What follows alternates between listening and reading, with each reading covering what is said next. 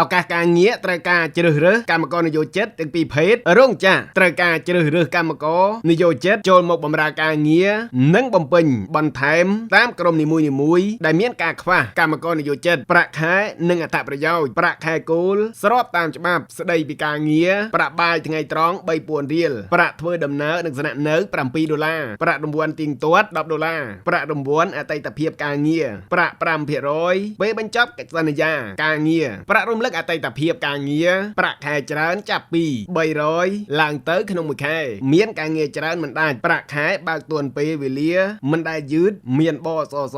ត្រឹមត្រូវតាមច្បាប់សម្រាប់បងប្អូនដែលចាប់អារម្មណ៍អាចទៅដាក់ពាក្យទួលនៅអាស័យដ្ឋានផ្លូវជាតិលេខ5ជិត CTN ឬស័យកែវរាជធានីភ្នំពេញឬក៏អាចសាកសួរព័ត៌មានបន្ថែមតាមរយៈលេខទូរស័ព្ទ089